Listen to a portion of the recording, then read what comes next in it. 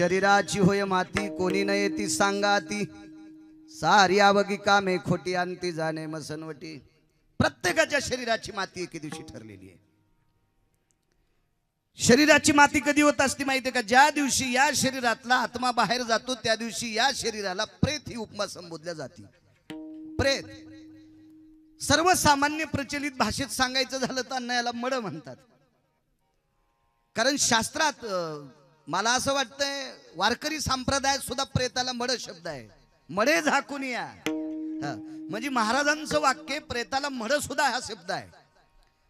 आणि मग तुमच्या बाकीच्या शैक्षणिक भागेमध्ये भाषेत विचार केला तर त्याला नाना प्रकारची डेड बॉडी वगैरे काय काय म्हणत असतील ते बात सोडून द्या। पण आपण घरच्याचा इटन शेजाऱ्याचा भांग नीट कशाला आपल्या आपल्या भाषेत बोललं पाहिजे माणसानं। जिला पिठलं नीट येत नाही तिने बासुंदीच्या कशाला नादी लागायचं। मला मराठी येते बाकीची भाषा येतच नाही ती अर्थी ती बोकांडीवर बी घ्यायची नाही। विठ्ठला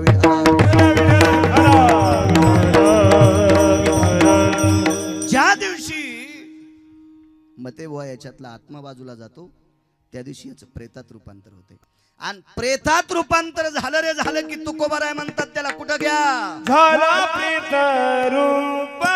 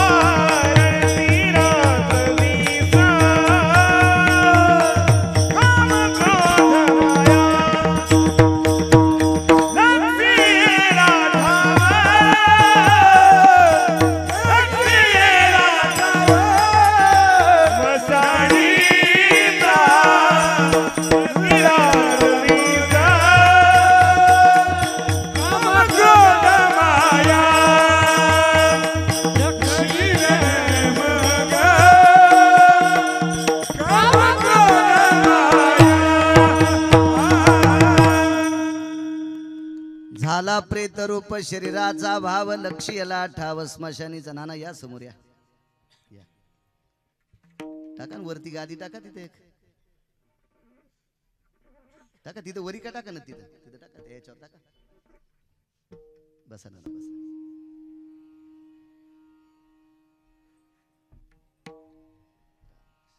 बसा ना। विडाला विडाला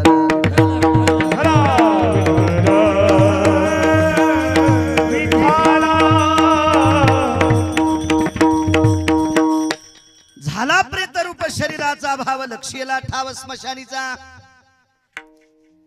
याच्यातला आत्मा गेला याच्यातली ज्योत मालवली की प्रेतात रूपांतर होतंय। ते किती श्रीमंत आहे किती गरीब आहे त्याच्याकडे किती सोनं आहे त्याच्याकडे किती पैसे आहेत त्याच्याकडे किती बंगला आहे त्याच्याकडे किती प्रॉपर्टी आहे त्याला जग किती मानतं याचा कसल्याही प्रकारचा विचार केला जात नाही। त्याला मशानात नेतात। पण मशानात न्यायची वेळ कधी येत असते माहितीये का? आत्म्याचं आणि शरीराचं कनेक्शन बाजूला होणं। उदाहरणार्थ माळ तुटल्याच्या नंतर मनी खुरतात तसा या आयुष्याचा एक सुंदरसा दोरा आहे। आयुष्या शरीराच्या आणि आत्म्याच्या मधात एक सुंदरसं कनेक्शन आहे। हे कनेक्शन तुटलं की आत्मा बाजूला जातो आणि शरीर खाली पडतंय।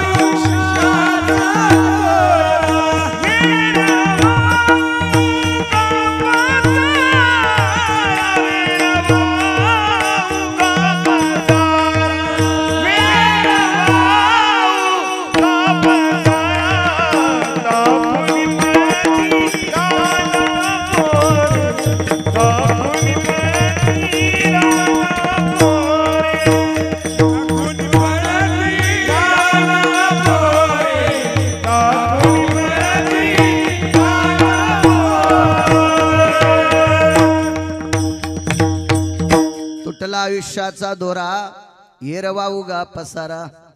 संत शिरोमणी चोखोबाराय नमूद करतात आयुष्याचा ज्या दिवशी दोरा तुटतो त्या दिवशी सर्व पसारा ठरतोय. आणि मग मशानात नेतात आणि मशानात नेलं रे नेलं की त्याला अग्नी देतात. कोणता अग्नी रे आसाराम?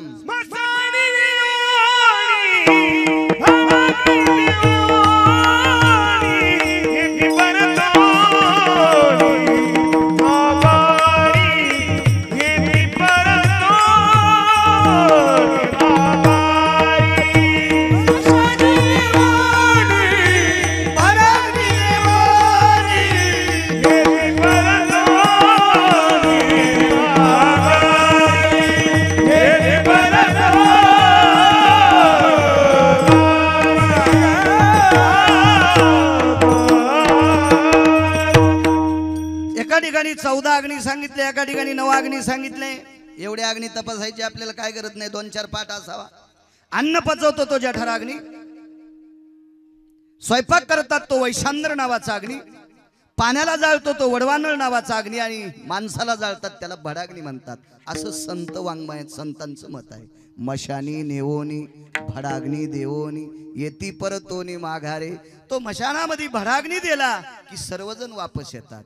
देहग्रहाची कामिनी ती तव राहिली भवनी, मी तव जळत असे स्मशानी अग्नी सवे एकला. मित्र आले गोत्र झाले तेही मशानी उनी परतले. मोठमोठाले मित्र गोत्र इष्ट मित्र सजन सखे सर्वजण येतात, ते मशानाहून वापस येतात. तिथं कोणीच थांबत नाही, कोणीच थांबत नाही. आणि ज्या दिवशी मशानात नेऊन पेटून दिलं की ते पुन्हा बघायला भेटत नाही, बघायला भेटत नाही. माऊली महावैष्णव ज्ञानोबारायांचं वाक्य आहे, कापुराचे कलेवर घातला करवला, कापुराचे कलेवर घातला करवला, कापुराचे कलेवर घातला करवला, कापुराचे कलेवर घातला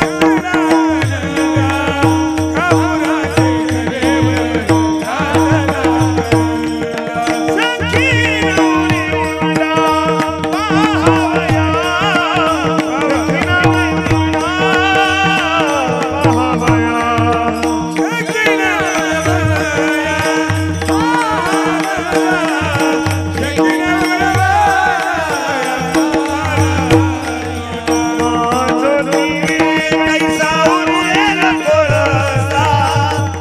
सखी नवरीला पाहावया,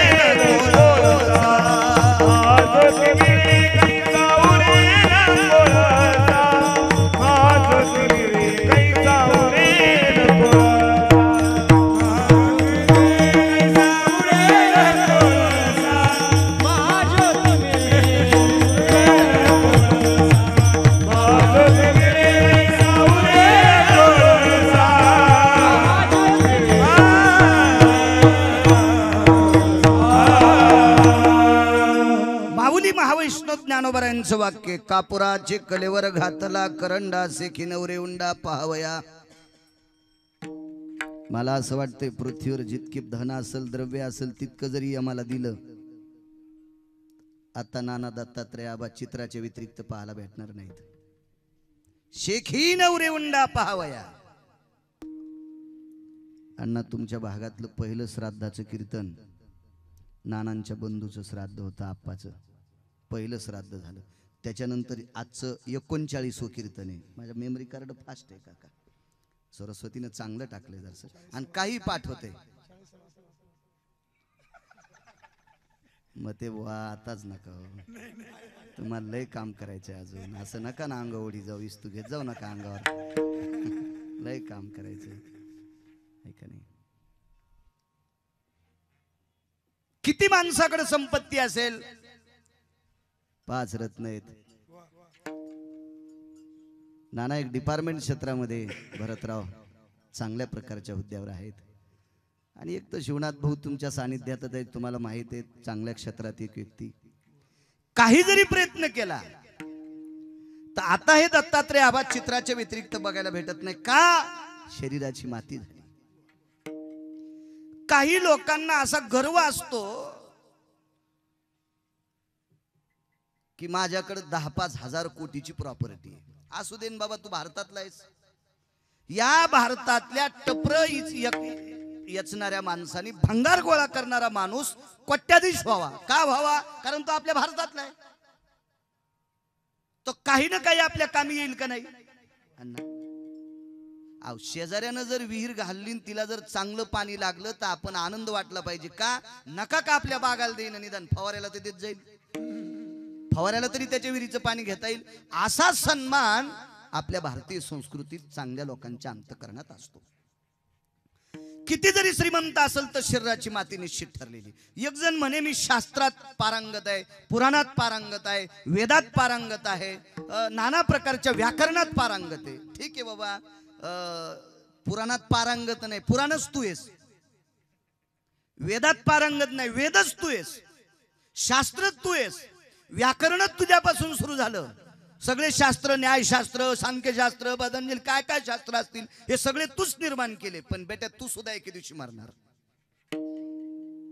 एवढ्या टोकाला गेलेली माणसं जाऊ शकतात. 4-2 अभंग पाठ करणाऱ्यांची काय कथा आहे ना. आपल्या आता दुपारा यम मारेल. याच्या पलीकडची एक व्याख्या सांगू का तुम्हाला? तुम्हाला आणि मला नीट सांभाळण्यासाठी ज्यानं अवतार घेतलाय त्याला पंढरपुरातला मालक म्हणतात. ज्या ज्या अवतारात पंढरपुरातला मालक अवतार घेऊन आला त्याचं अवतार कार्य संपलं की माझ्या मालकाला सुद्धा जावं लागतं. इथे उरो नाही आले अवतार, इथे उरो नाही आले अवतार, होईल रे पावन देवकी, होईल रे पावन देवकी. इथे उरो आले अवतार, इथे उरो आले अवतार,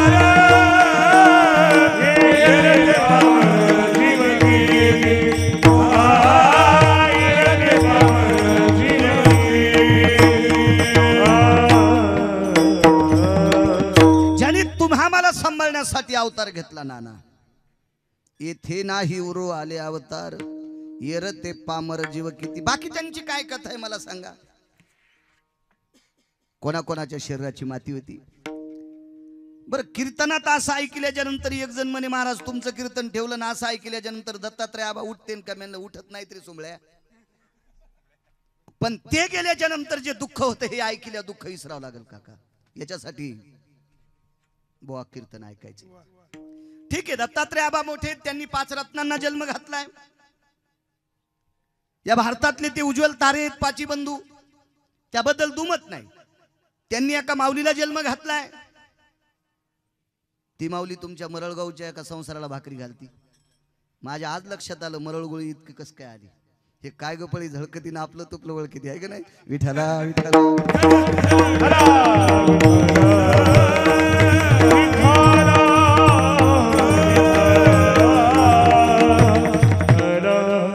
सुंदर शरद जन्माला घातली. कल्पना करा, एका व्यक्तीनं 4 रत्नाला जन्म घातला. त्याही व्यक्तीची शरीराची माती होती. किती मोठं रत्न पहा. त्या व्यक्तीचं नाव आहे राजा दशरथ. सूर्यवंशामध्ये अजपाल नावाचा राजा. ह्या आज नावाच्या राजाच्या पोटी जन्म झाला राजा दशरथांचा. रघुवंशाना पुलित भयो भय शास्त्रानुमत जायन्ते, वृष्णिर्भयतति सुधायति काल रघुवंशाना पुनित भयो, नक्त सुधायति कालति छंदो, भय व्याप्तीना विसर्ग वायो यतो कुमुद्भव संगजना, रघुवंशाना पुनित भयाना प्रचलित जायति सुधायनो, सत्यं वदन्ति वानिर्जायो, सत्यं वदन्ति वानिर्जायो, रघुवंशाना पुनित भयो, रघुवंशाना पुनित भयो, रघुवंशाना पुनित भयो. ज्या वंशामध्ये तिला मात्र खोट बोलत नव्हता असा वंश रघुवंश भगवान प्रभू रामचंद्र त्या वंशात जन्माला आले. आज राजाचा पुत्र दशरथ राजा. अण्णा, त्या दशरथाला 4 पुत्र. आपण जगाचा बाप त्याला म्हणतो, त्याचं नाव पंढरपुरातला मालक. आणि हाच जगाचा बाप 7व्या अवतारातला राम. जगाचा बाप ज्याच्या पोटी जन्माला आला, जगाच्या बापाचा बाप राजा दशरथ. सोपी व्याख्या आहे ना. विश्वाचा बाप ज्याच्या पोटी जन्माला आला, विश्वाच्या बापाचा बाप राजा दशरथ. एक जण म्हणे महाराज तुम्ही विष्णूला बाप कसं काय म्हणता. मग येड्या, तुझ्याच्या पोटी जन्माला आला असतो तू हा बाप झाला. पण सगळ्याला ज्यानं जन्माला घातलं तो जगाचा बापच आहे ना. जगाचा बाप आहे जग. आणि याच्या पलीकडे सांगतो, आपले बाप आपल्याला मृत्यूच्या दाढेतून वाचू शकत नाहीत. आपले बाप आपल्याला जन्मही घालू शकत नाहीत. बाप जर जन्माला घालायचा असेल तर कितीतरी माणसं बापच होऊ शकत नाहीत. ही तर व्याख्या मानावं लागेल का नाही. कितीतरी असतील, कितीतरी कितीतरी कितीतरी. पण ह्या तो जो बाप आहे का जगाचा, त्याचे सगळे सूत्र त्याच्या ताब्यात आहेत. तुम्हाला जन्माला घालणंही त्याच्याच हातात आहे आणि कोण्या दिवशी तुमचं बॅलन्स संपल्यावर मळ्यात नेऊन फुकायचं हेही त्याच्या हातात आहे. सगळी सत्ता ज्याच्या ताब्यात आहे त्याला जगाचा बाप म्हणतात. जगाचा बाप. याच्या पलीकडे सांगू का, साजूकस थोडंसं वारं आहे. हे वारं जर बंद झालं तर सगळेजण उपरनं घेऊन रुमाल घेऊन घाम पुसतील अण्णा. पण हे वारं सुद्धा ज्याच्या सत्तेनं चालतंय, झाडाचं पान ज्याच्या सत्तेशिवाय हालत नाही त्याला जगाचा बाप म्हणतात. तुझिया सत्ते वेदासी बोलणे, तुझिया सत्ते वेदासी बोलणे,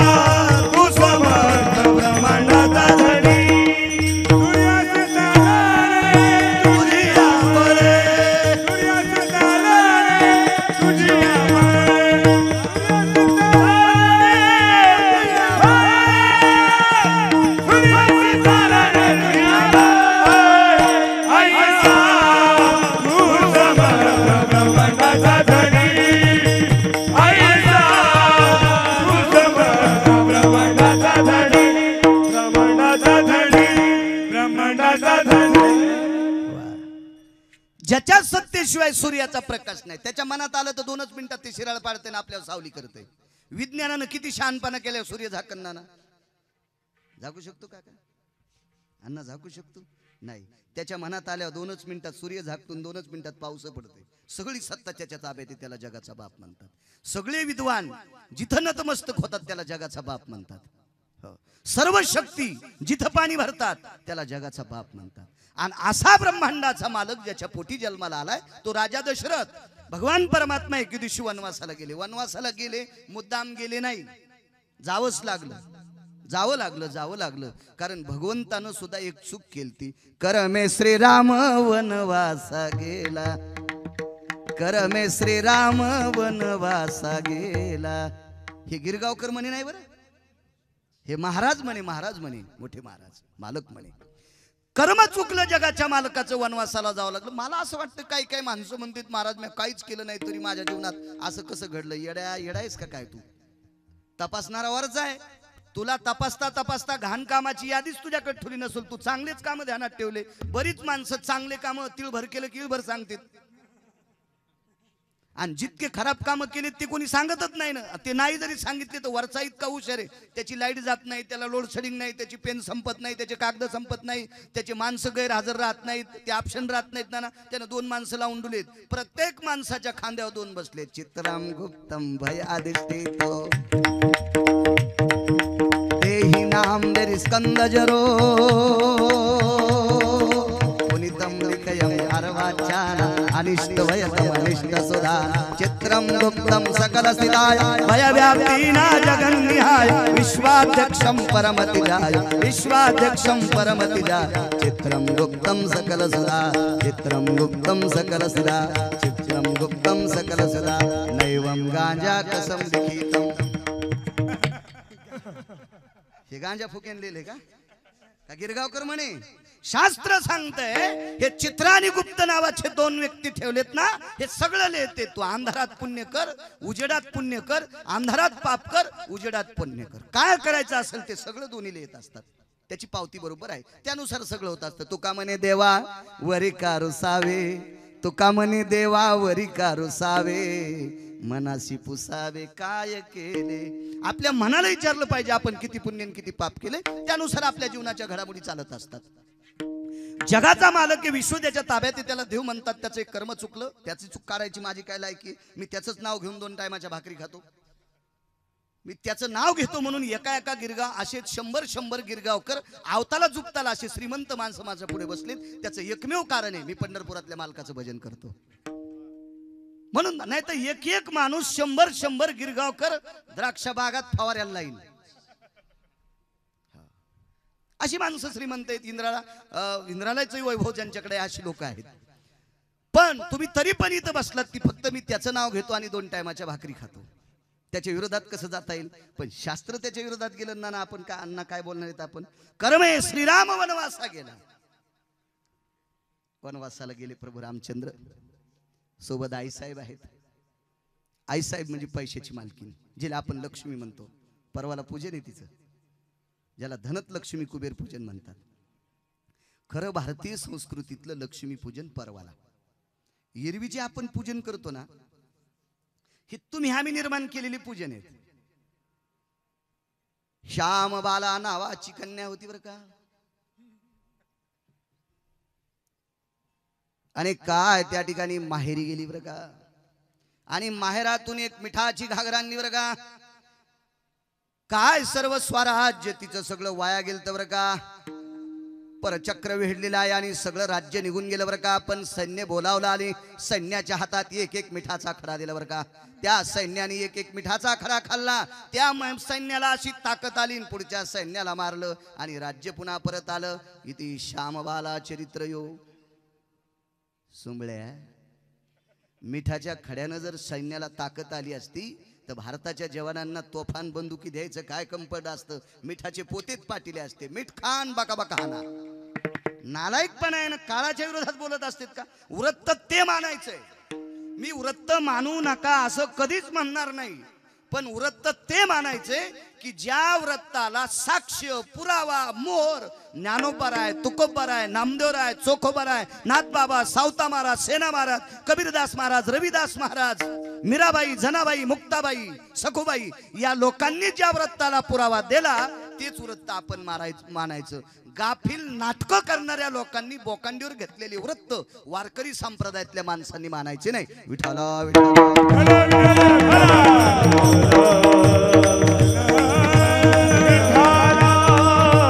उद्याचं जे लक्ष्मी पूजन आहे ते शास्त्रोक्त शुद्ध, जो शास्त्रात ज्याला आधार आलाय ते लक्ष्मी पूजन. आणि ती लक्ष्मी पंढरपुरातल्या मालकाची 7व्या अवतारातली त्या लक्ष्मीचं नाव होतं सीता. सीताई साहेबाचं सुद्धा जगताप काका एक चुकलं होतं.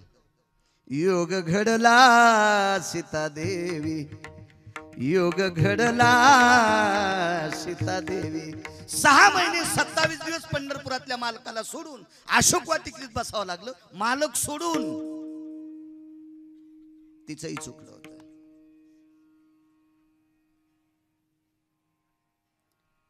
ज्याच्या पोटी जगाचा बाप जन्माला आला तो राजा दशरथ. याच कडव्यात ते सुद्धा उदाहरण आले. करमे दशरथ योगे मेला. मालकाचं वाक्य बरं, माझं नाही.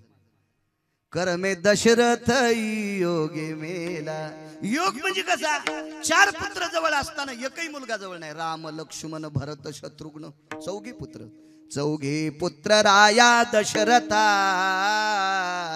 4 पुत्र राजा दशरथाला. 4 जवळ असताना एकही जवळ नाही, एकही जवळ नाही, एकही जवळ नाही. बरं, सामान्य होते का. राजकारणातली धुरा सांभाळत असताना प्रभू रामचंद्र डोक्याच्या केसा इतकं सुद्धा खोटं बोलले नाही. खरं तर राजकारणात 13% पाप जमते ना. खरंच जमते 13%. मी सांगत नाही. राजकारणातला 1 नंबरचा डॉन ज्याचं नाव कृष्ण होतं तो सुद्धा 13% खोटं बोलला. मग खालचे कोण्या पाण्याने धुतलेले. 1 नंबरचा डॉन कृष्ण राजकारणातला. मी पुन्हा याच्या अगोदर पाहिलाच नाही, कारण मी वाचून सांगतो. 170 ग्रंथ वाचले आतापर्यंत. पुरा सापडायचा आणि वाचून बोलायचं. मी नेहमी सांगत असतो राजकारणातला 1 नंबरचा डॉन कृष्ण, 2 नंबरचे विदुर काका, 3 नंबरचे कनक, 4 नंबरचे चाणक्य, 5 नंबरचा राजा रयतेचा राजा छत्रपती शिवाजी महाराज. डॉन 5 डॉन झाले. 5 डॉन. पण 7व्या अवतारातला जो राजा होता राजकारणातला, अत्यंत सत्यवादी, एका नालायक माणसानं सीताई साहेबाची यत्किंचित चेष्टा केली, तितक्यामुळेच बाई वनवासात नेऊन सोडली. म्हणजे एका तिळा इतका सदा दूषित गंध अंगाला न लागू देणारा राजा प्रभू रामचंद्र. आणि प्रभू राम रघुवंशाची रीत होती, प्राण जाई परी वचन न जाई, प्राण जाय परी वचन न जाई. जीव गेला तरी हरकत नाही, पण वचन आपला शब्द मोडता कामा नये.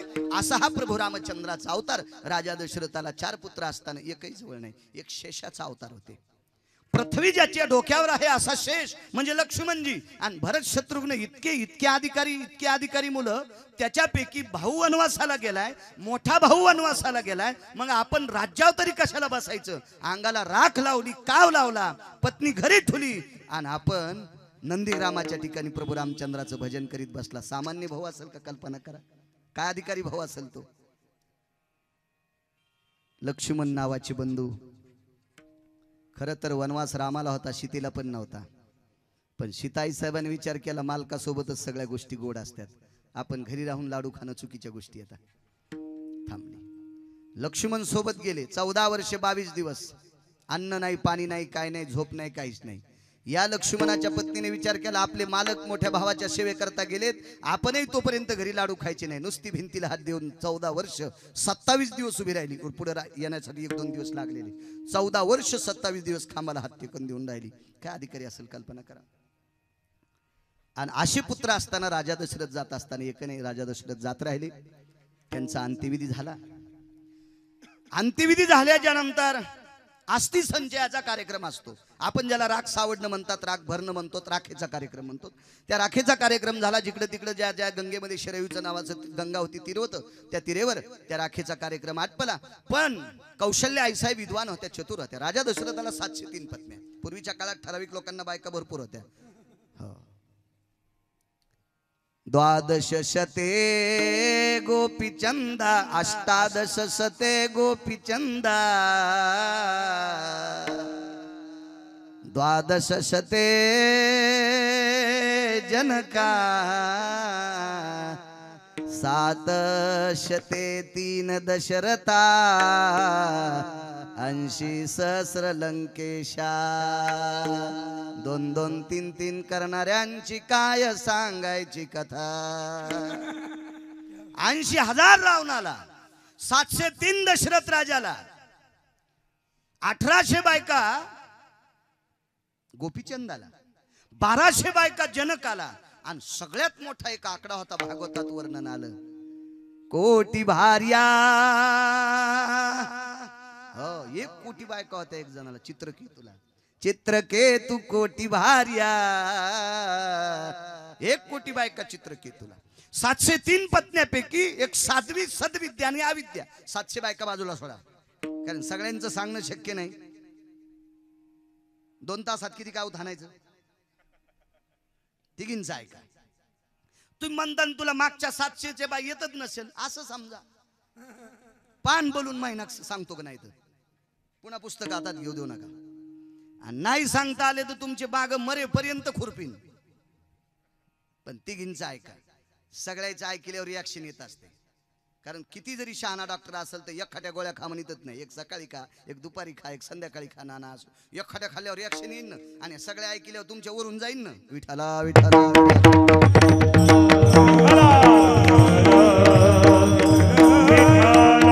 साध्वी सद्विद्या आणि अविद्या. साध्वी कौशल्या, सद्विद्या सुमित्रा, आणि अविद्या ती दिसायला सुंदर होती म्हणून दशरथ राजाने केली. काही काही माणसं रुपाव बायका करतात का त्याचं इचकत. बाई ही गुणावर केली पाहिजे पत्नी, रुपाव नाही. पत्नी ही गुणावर केली पाहिजे, गुणावर, रुपाव नाही. आपल्या देशामध्ये देखाव्याला रूपाला किंमतच नाही, गुणाला किंमत आहे. हे मंडप दिसायला खास आहेत, पण ऊन कसं टाकतात खाली, गाळून गाळून टाकतात. पहिले मंडप ते शामियानी होते ना, ते बिलकुल बिलकुल ऊन टाकतात. आता कालाय तसमे ना, हे दिसायला इतकं गोड आहे, पण दुपारी 1 वाजता चैत्राच्या महिन्यात याच्या खाली बसा, उन्हात बसलेलं परवड इतकं घाम काढते आतून, सगळे भोकाड मोकळे करते अंगाचे सगळे. हे असा गोड मंडप असतो. हे दिसायला खास, असायला काय नाही. आपल्याकडे दिसायला किंमत नाही, असायला किंमत आहे. बाग 50 एकर आहे दिसायला. द्राक्षे किती झाले म्हणले? 1.5 किलो.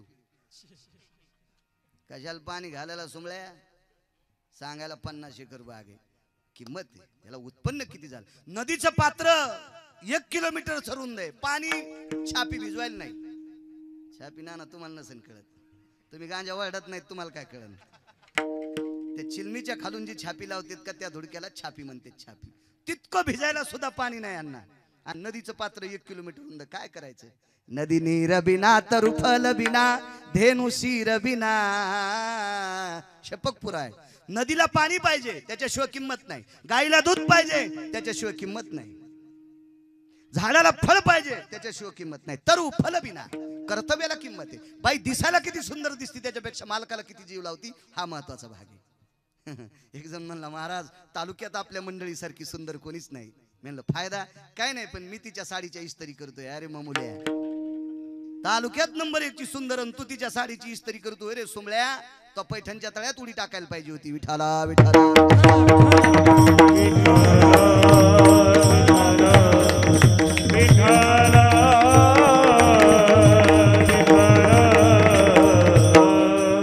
अविद्या ही काही काही. हे कन्या, तो लग्न झालं का रे? त्या दिवशी माळ घातली काका त्यानं. शिवगिरी बाबांच्या तिथं आम्ही गेलतो. ते कॅमेरा घेऊन होता. त्याला म्हणलं तुला माळ आहे का रे? ते म्हणलं नाही. म्हणलं याच्यानंतर कॅमेरा कीर्तन करायच्या पुढे टाकायचा नाही. दुसऱ्या दिवशी लगेच शिवगिरी बाबाच्या हाताने त्यानं माळ घातली. मला काल फोन केला, म्हणे माळ घातली.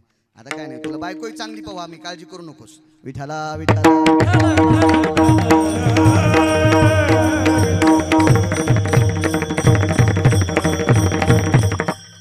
वैराग्य संपन्न महात्म्याच्या हातान माळ घातलीस. पुन्हा ज्या महात्म्याला प्राप्त झाणारा पैसा समाजाच्या सेवेकरता वापरणारा महात्मा सद्गुरु शिवगिरी बाबा. छान छान. लग्नाला गेले राजा दशरथ एक जणाच्या,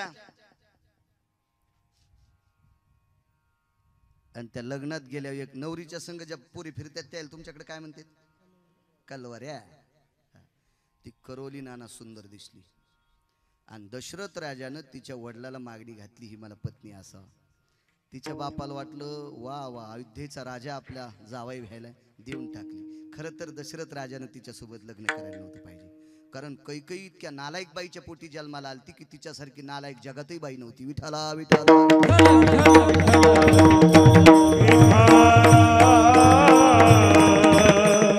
अण्णा, एकच पुरावा होईल आजच्या कीर्तनात. एकच माफी मागतो. आऊ तू बाट्या हाणायलो वरपू देणार नाही. शेल्याहून माती पडू द्यायची. मग काय ताण घ्यायचा तुम्हाला? पाळी किती एकर झाली ते नाही पाहायचं, कुठं गवत राहिलं का ते फक्त सांगायचं. एकच पुरावा आजच्या कीर्तनात. लग्न झालं. ती बाई इतकी विचित्र होती. त्या बाईच्या मालकाला प्राण्याची भाषा कळत होती. दशरथ राजाची धर्मपत्नी काही हलकट होती. का हलकट? आईचा दुर्गुण तिच्यावर पडला. तुम्ही अजून मी लक्षात घ्या, स्त्री जर चांगली वागली तर 2 घराचा झेंडा लावती. बापाकडचं नाव वाढतंय, सासऱ्याकडचं नाव वाढतंय. तिनं जर वाईट वागली तर इकडचं नवऱ्याकडचं नाव जातंय, पण तिकडचे म्हणते हेच तुझ्या मायबापान शिकिल तर का? दोन्हीकडचं नाव जातंय. अश्वपती नावाच्या राजाची मुलगी. अश्वपती 5-6 आहेत बरं का पुराणात नाना. दुसरा एक अश्वपती वेगळे राजे आहेत, ते सावित्रीचे पती आहेत. अश्वपती, ती सावित्री सुद्धा अधिकारी, यमाच्या दाढातून आपले पती वापस आणले होते. या अश्वपती राजाला प्राण्याची भाषा कळायची. एके दिवशी अश्वपती राजा जेवायला बसला. जेवत असताना त्याच्या ताटात एक मुंगी आली. त्या मुंगीने भाताचा कण घेतला, मुंगी निघून गेली. मुंगीच्या तोंडात कण किती मोठा असेल भाताचा. समोरून तिला एक मुंगी भेटली. कुठून आली म्हणे? काय नाही, काही अंतरावर अश्वपती राजा जेवत आहेत, त्यांच्या ताटातला भाताचा कण आणला. समोरून येणारी मुंगी म्हणली, पांचेटीस तुला लाज वाटते का ग? एवढा मोठा राजा जेवतो, राजा जेवता जेवता त्याच्या ताटात घुसलीस, तुला काय अक्कल आहे का नाही? राजाचं जेवण झाल्याच्या नंतर पात्रातला घास कण घ्यायचा असतात, तू काय येडेपणा केलास? एक मुंगी आपल्यावर किती प्रेम करते याच्याकरता राजा हसला. पण वाढायला बायको होती. ती म्हणली तुम्ही कस काय हसलात? म्हणे उगच हसलो. उगत म्हणजे कस काय हसलात? ते म्हणला सहजच हसलो. सहज म्हणजे कस काय हसलात? याचा सिद्धांत वेगळा आहे ना. याला प्राण्याची भाषा कळत होती, पण प्राण्याची भाषा जर दुसऱ्याला सांगितली की तो मरत होता. बायको म्हणली तुम्ही कशा करता हसलात सांगा, नाही तुम्ही जीवत देते. याला वाटलं हिनं जीव द्यायला आपल्याला एरोड्याला जावं लागेल. मग ते म्हणला एक लक्षात घे, मी कशा करता हसलो हे सांगतो, पण याचा परिणाम तुला काय माहिती आहे? काय परिणाम आहे? मी कशा करता हसलो हे तुला सांगितलं की मी मरणार. ती म्हणली 50 बाऱ्या मारा पण सांगा. किती हुशार बायको असेल कल्पना करा. मी हलकट म्हणलो ते खोटं होतं माझं. अशोपती राजा नाव होतं त्याचं, अशोपती. आणि मुंग्याची वाणी सांगितल्याबरोबर राजाने मान खाली टाकून दिली. आणि तशा मालकाचा जीव घेणारी बाई आणि तिच्या पोटी जन्माला आली कैकई. म्हणून तर 14 वर्ष 22 दिवस प्रभू रामचंद्राला बिना चपलाचं फिरिलो. इतकी नालायक कैकई होती. विठाला विठाला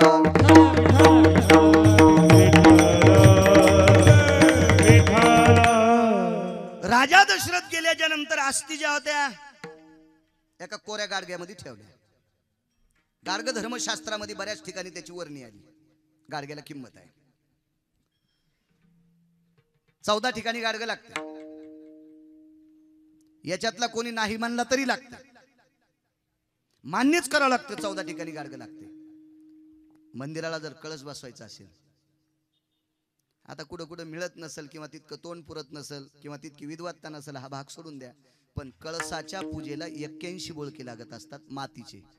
त्याच्यामध्ये पाणी आणावं लागते. आपल्या परिसरातल्या जेवढ्या पवित्र गंगा आहेत किंवा सापडतं समुद्राचं सुद्धा पाणी लागतंय. हत्तीच्या पायाखालची माती सुद्धा लागते. कलशास्तितो जय जलनानाम येतो कलश भवस्थितम तेजोकारायाम. नाही आता हे माग म्हणत होतो, आता काय करायचं कीर्तनात. 2-4 वर्ष हेच काम केलं मी, आता करीत नाही ते. त्याच्यासाठी सुद्धा कलश लागते. दुसरी गोष्ट, आपल्या संस्कृतीमध्ये लग्न होत असताना त्या एका गाडग्यामध्ये एक हळकून टाकीत असते, एक सुपारी टाकीत असते, त्याच्यावरून कपडा बांधित असते आणि मग कानात असं वाजित.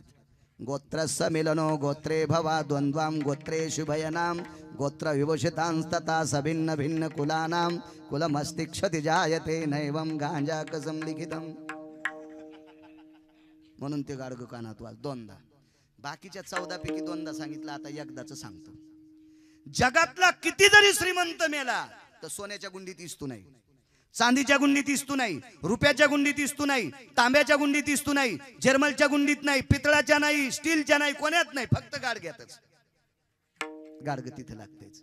फिरविला घट फोडीला चरणी महावाक्य ध्वनी बोंब झाली. तुकोबारायांचं वाक्य, तो घट फिरवत लागते. ते गाडग त्याच्यासाठी विसतो. अशा एका गाडग्यामध्ये अस्थी ठेवल्या, त्याला लाल कपड्यांनी बांधलं आणि ते गाडग घरामध्ये, देवघरामध्ये एक हलकडी होती अशी कडी, त्या कडीला ते मडकं अडकवलं. भगवान प्रभू रामचंद्र राजा रावणाला मारलं आणि परत आले. शरीराची वही माती सांगतो अण्णा. घरी परत आल्याच्या नंतर आईचं दर्शन घेतलं. धर्मसिद्धांत असा सांगतो, भगवान प्रभू रामचंद्रांनी पहिलं दर्शन अयोध्येत आल्याच्या नंतर कैकईचं घेतलं. खरं तर कैकईचा राग यायला पाहिजे होता, पण प्रभू रामचंद्राला मारुतीरायाने विचारलं, भगवान तुम्ही कैकई मातेचं दर्शन घेतलं? तर प्रभू रामचंद्राने विचारलं, हनुमंता तुला मळमळ होते का? नाही म्हणजे मला काय मळमळ होत नाही, पण फक्त मी विचारायलो तुम्हाला जन्म दिलाय त्या आईचं न घेता कैकईचं का घेतलं? तर प्रभू रामचंद्रानं सांगितलं, कैकईनं वनवासाला पाठिलं म्हणून साधू लोकांचं दर्शन झालं. लक्षावधी साधू लोकांचं दर्शन कैकईच्या उपकारा करता झालंय, म्हणून तिच्या उपकारातून उत्तीर्ण होऊ शकत नाही, म्हणून मी कैकईचं दर्शन घेतोय. सुमित्रा मातेचं घेतलं, मग कौशल्य मातेचं दर्शन घेतलं. दिनचर्या रोजची राज्याची चालू झाली. एके दिवशी भगवान परमात्मा कुठेतरी बाहेर गावी जायचे होते. तेवढ्या तात्काळ उठले, सगळं आटपलं आणि सीतेला विचारलं, सीते जी आईसाहेब कुठे आहेत? आई म्हणायची प्रभू रामचंद्र. कल्पना करा, विश्व ज्याच्या ताब्यात आहे त्याला जगाचा बाप म्हणतात, तरीच पण तो आईला आई म्हणत होता. मला असं वाटतंय, ज्या माऊलीनं आपल्याला जन्म घातलाय तिला आई म्हणलं पाहिजे. काही काही माणसं महाराजाच्या पाया पडतील पण मायबापाच्या पडत नाही. नंबर 1 चालकट. जो आई वडिलाच्या पाया पडतो, जो मायबापाला मानतो का, त्याला पंढरपुरातल्या मालकाच्या सुद्धा पाया पडायची गरज नाही. अण्णा खोटं बोलले हे तर जगात पोहोचायले ना, युट्यूब जगात टाकायला लागले. लोक हंतेन बाळू महाराजाला म्हणते, नालायक झालास का काय तू? मायबापे केवळ काशी तेने न जावे तीर्थाशी, सकल तीर्थाची अधुरे जे का जाण माता पितरी. सर्वात मोठं दैवत आपले आई वडील, त्याच्यापेक्षा जगात दैवतच नाही कुठलं. पण आई वडिलाला मानल्याच्या नंतर पंढरपुरातला मालक इतका प्रसन्न होतो त्यानं वैकुंठ सोडलं आणि मायबापाला मानणाऱ्याच्या मागे उभं राहून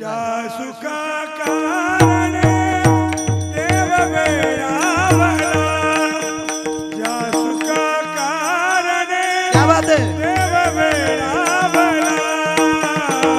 वैकुंठ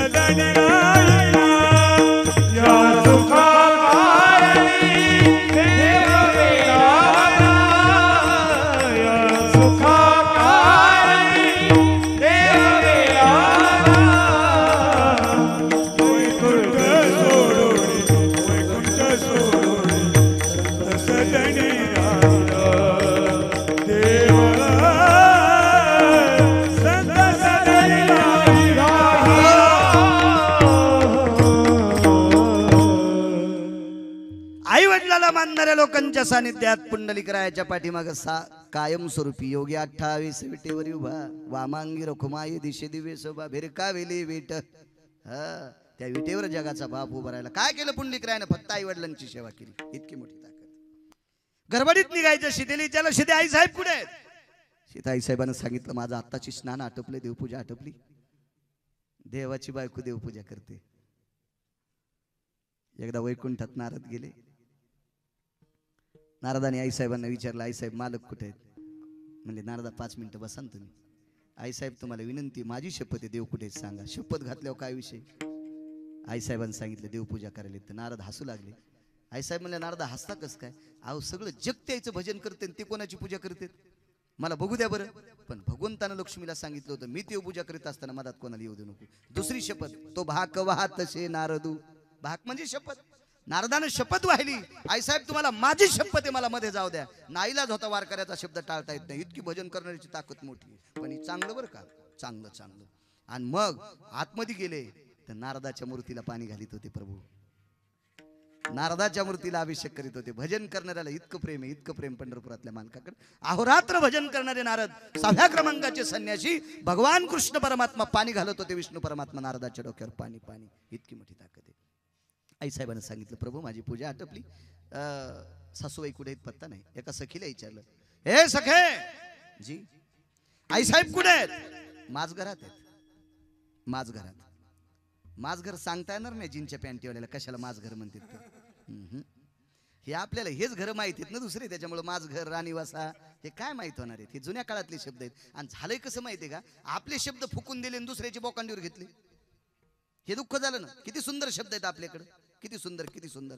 आता आपल्याला पाकाम निष्पत्ती भयजा येते बहुजीवायाम प्रतिपालेषु यत भोक्तव्याम पाका निष्पत्ती यत जायते क्रिया असं शास्त्र सांगते.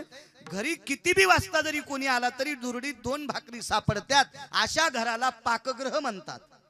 घरी आल्याच्या नंतर कोणालाच उपाशी जाऊ देत नाहीत त्याला स्वयंपाकघर म्हणतात. घरी फक्त नवरा बायकोच खातेत त्याला किचन घर म्हणतात. दोघांचीच किचकिच चलते. 2च तोंडन खिचडीन बोंड त्याचं नाव किचन. त्याचं नाव किचन. कोणी जरी आला तर पाकाम निष्पत्ती भयाच्या ते जायम वैशानर बसुदेश कालम भोक्तव्याना सकल सुदाना जठरानुलय तृप्तम वासम. तुम्ही मदत केल्यावर मनी जात जाईन ना मी कधी कधी मदत.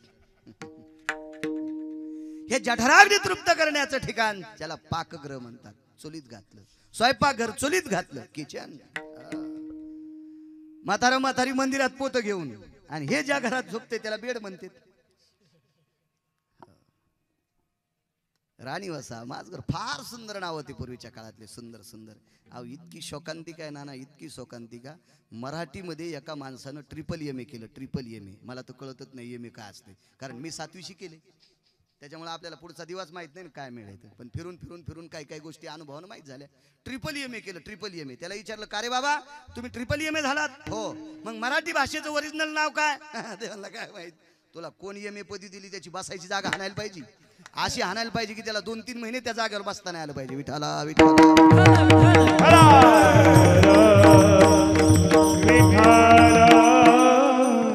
माणसानं निश्चित दुसऱ्याच्या रानात नांगर हाणावा त्याबद्दल दुमत नाही.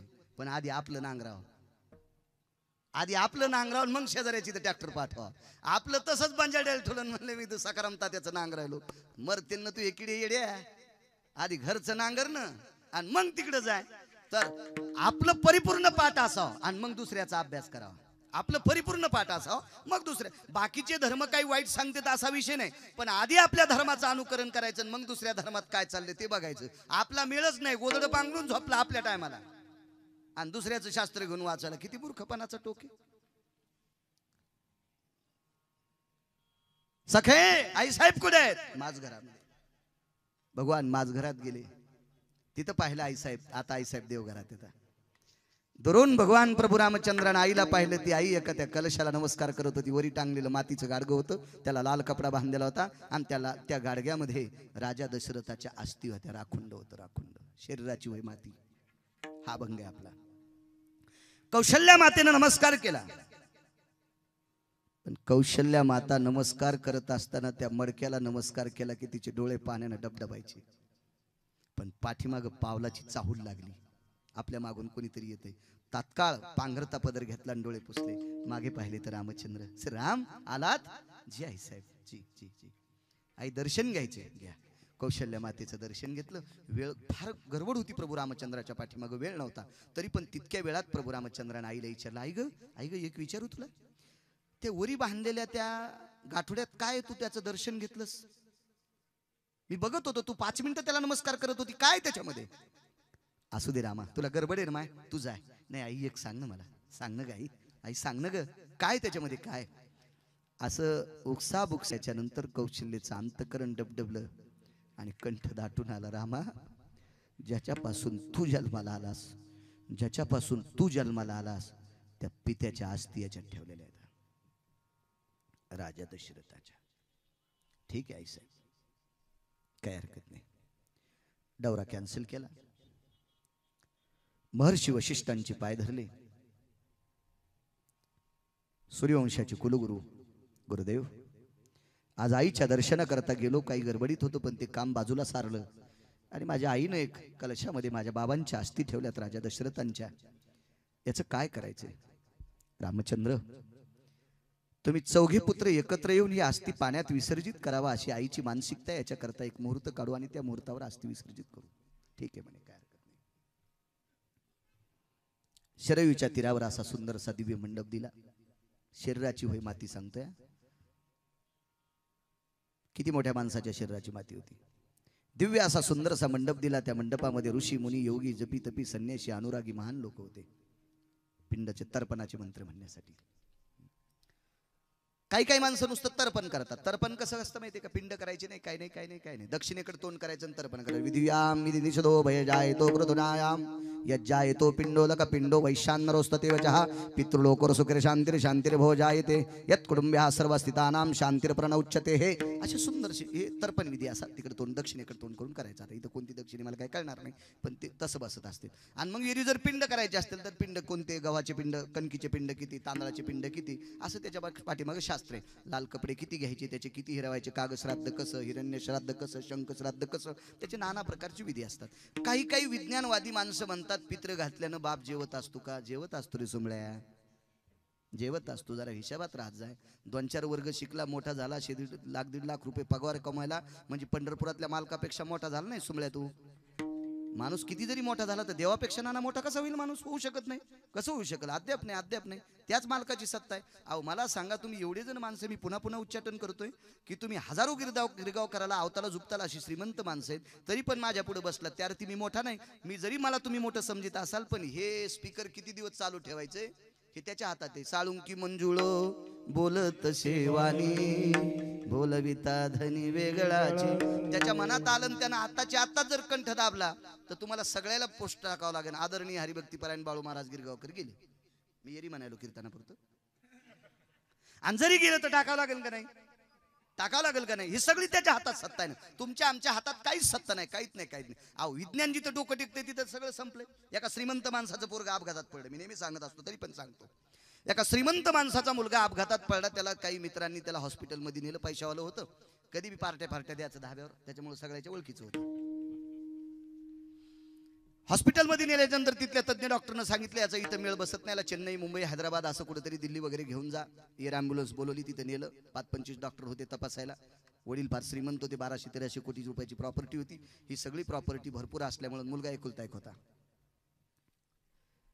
किती डॉक्टर आहेत म्हणे? 25 ब्रीफ केस आणल्या आणि 25 ब्रीफ केस मध्ये 2-2 किलो सोनं टाकलं. ऑपरेशन थिएटर मध्ये डॉक्टर जात असताना एक सुटकेस एका डॉक्टरच्या हातात दिली. त्या डॉक्टरला अनावधानानं त्यांच्या लक्षात आलं ऑपरेशन किट याच्यात असेल, म्हणून ते घेऊन गेले. सोनं जर असतं तर त्या मध्ये नेलं नसतं. 24 डॉक्टर मध्ये गेले. सर्वांचा बॉस होता, व्हीलचेअर होते, वयस्कर डॉक्टर होते. 2-4 मागं पुढे डॉक्टर चेअर लोटीत ऑपरेशन थिएटरच्या तोंडाशी आली, दाराशी. तेवढ्या अवकाशात मुलाचे वडील समोर आले आणि ब्रीफकेस डॉक्टरच्या हातात दिली. डॉक्टरनं हात लावायच्या अगोदर विचारलं याच्यात काय?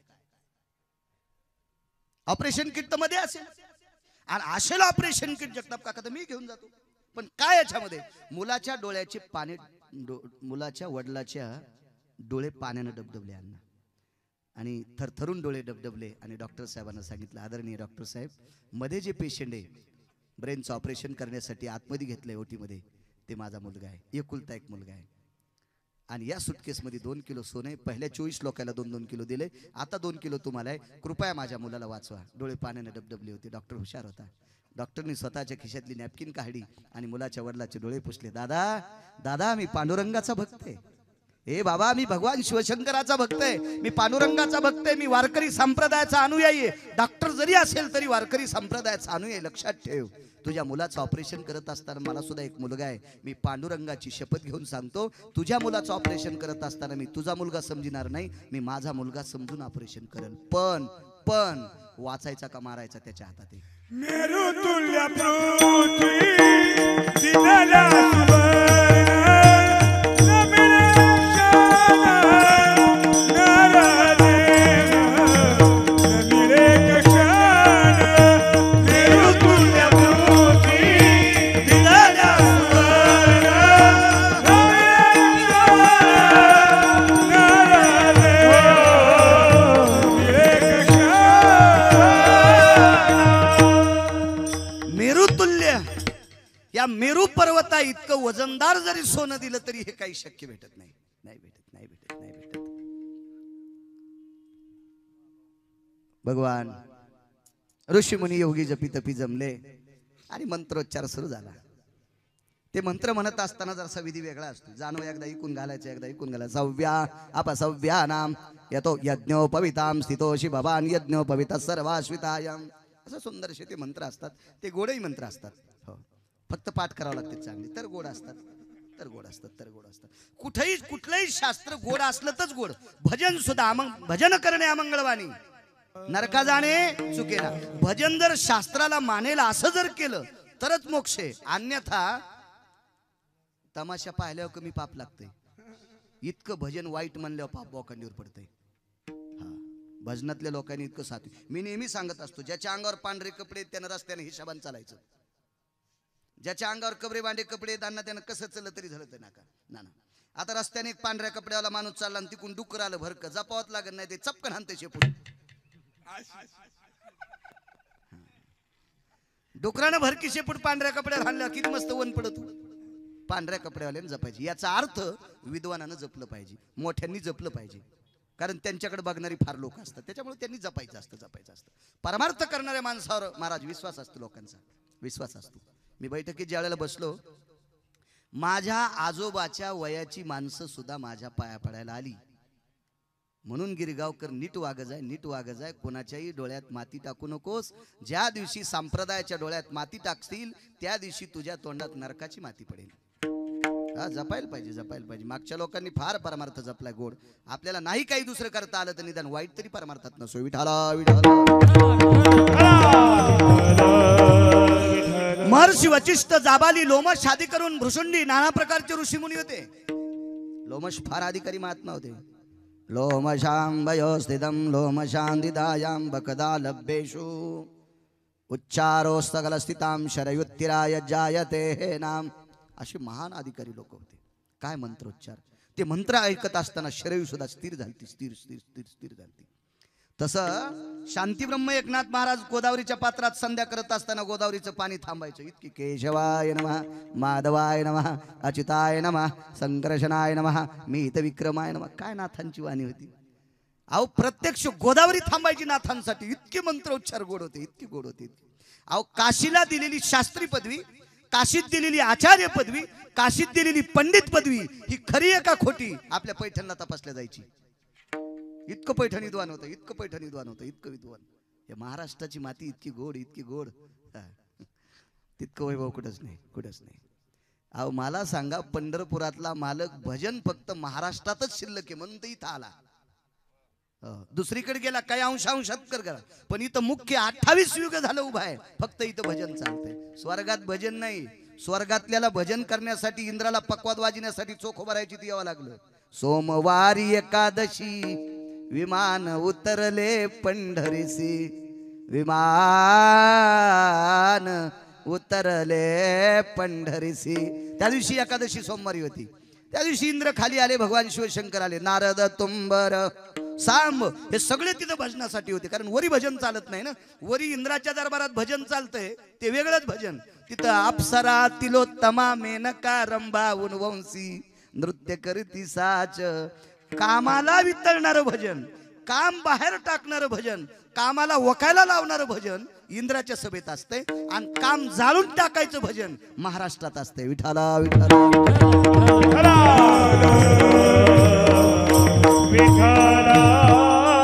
आष्टीचा कलश घेतला.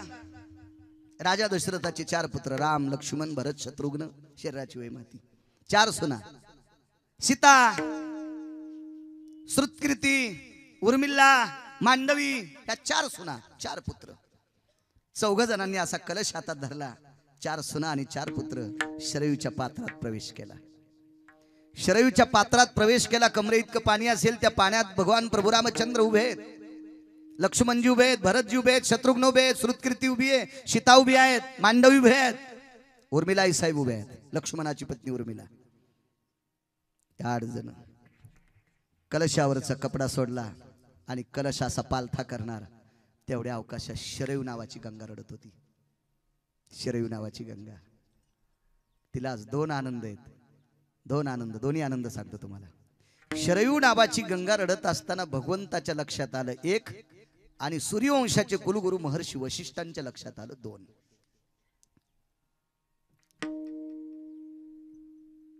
महर्षी वशिष्ठांच्या लक्षात आलं. भगवान प्रभू रामचंद्राने विचारलं, प्रभो किमं रुदंती, काय झालं रडायला शरयूला? 350 गंगापैकी 1 गंगा शरयू. कशा करता रडते? तर वशिष्ठाने विचारलं, रडायली हे मला कळतंय. रामप्रभूनं सांगितलं रडायली हेही मला कळतंय, पण कशा करता रडायली हे कळावं ना, काय कारण असेल? तर वशिष्ठ सहज तिला विचारतात, ए पापनाशिनी नमा पापक्षालन हितार्थायां त्वं उदकोर वयजनो पुनितानां सकल स्थितेषु पापक्षालन हितार्थायां. पापाचं क्षालन, गंगा पापम शजिताप, आपल्याला फक्त गंगा पाप पाहिजे. पाप धुणारी पवित्र पापनाशनी शरयू माते, तू का रडते? तिने सांगितलं, गुरुदेव माझा जन्म ज्याच्या अंगठ्यातून झालाय तो जगाचा बाप राम आहे. विष्णूच्या अंगठ्यातून गंगेचा जन्म झाला. मी किती पवित्र? कोणी विचारायली? शरयू वशिष्ठांना विचारायली, मी किती पवित्र? ज्याच्या अंगठ्यातून माझा जन्म झालाय मी किती पवित्र? तर वशिष्ठांनी सांगितलं, अनंत पाप्यांचं पाप धुण्याची ताकद तुझ्यात, तू इतकी पवित्र. मग अनंत पाप्याचं पाप धुण्याची ताकद माझ्यात, मी इतकी पवित्र. तर ज्याच्या अंगठ्यातून जन्माला आले त्याचा अंगठा किती पवित्र? किती गोड वाक्य. मग हा ज्याच्या अंगठ्यातून गंगा जन्माला येतो तो राम, ज्याच्या पोटी जन्माला आलाय तो दशरथ राजा किती पवित्र? शरयू नाही, त्या आमच्या वशिष्ठांनी विचारलं, शरयू तुला नेमकं प्रश्न कशा करता केला? मला याच्या करता प्रश्न करायचा आहे. ज्याच्या पायाच्या अंगठ्यातून गंगेची निर्मिती होती, एवढा विद्वान भगवान प्रभू रामचंद्र विष्णू परमात्मा ज्याच्या पोटी जन्माला आलाय, त्या राजा दशरथाची राख आहे. या राखेचा पुन्हा माणूस तयार करा. तर महाराजांचा एक पुरावा आहे, साखरेचा ऊस होत नाही. साखरेचा नाही ऊस,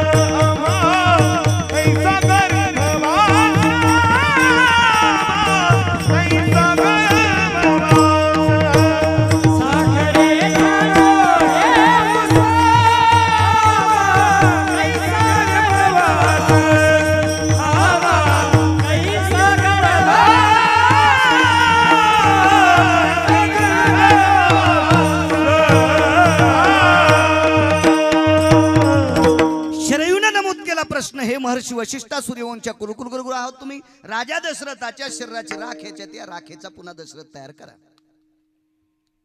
तर महाराजांचा पुरावा आहे, ऊस हा